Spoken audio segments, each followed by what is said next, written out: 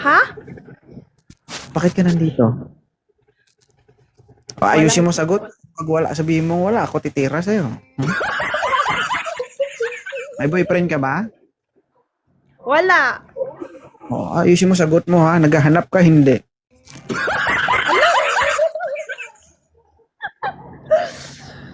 Ano dyan?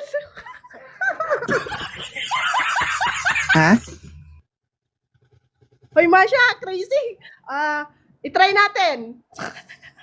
I-try mo lang ha. Huwag mo po isali. Sige, sige.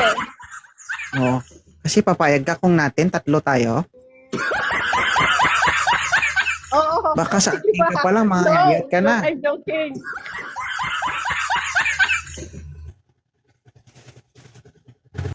Opo, ilan taon ka na Batang Quiapo? 29. Uy. Okay lang sa'yo, single ma'am? Yes po. Second hand, dalawang beses na nabiyak yung makina. Walang problema yan. Basta Walang problem. marangal na Pero- pag-ibig lang. Pero as of now, okay naman ito. Good running condition. Wala ka nang gagawin. Sasakay ka na lang. Oo. Sa ibang bansa si Mamaya?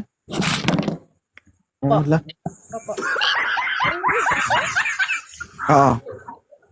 Sir, okay lang sa'yo LDR. Yes po. Kaya ko maghintay. So, lalawak na may yung usaping patingin nito.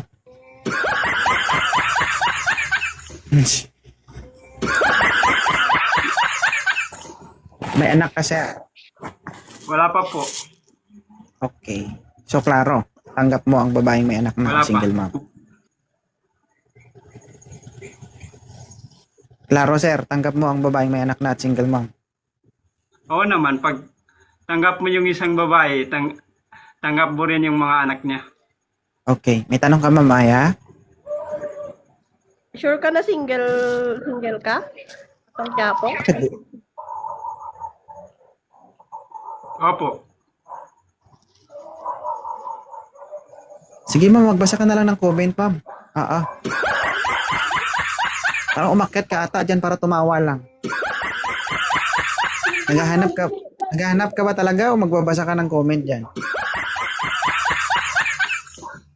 O, kausapin mo si Batang Quiapo. Ilang taon ka na? Batang Quiapo?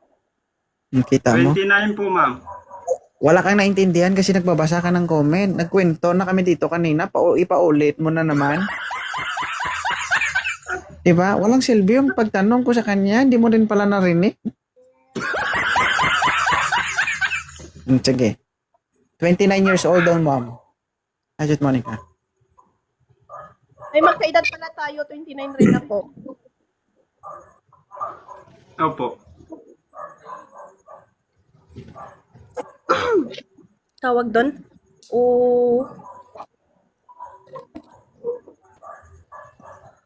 Nag-iisip pa. Magbasa ka lang kasi ng comment.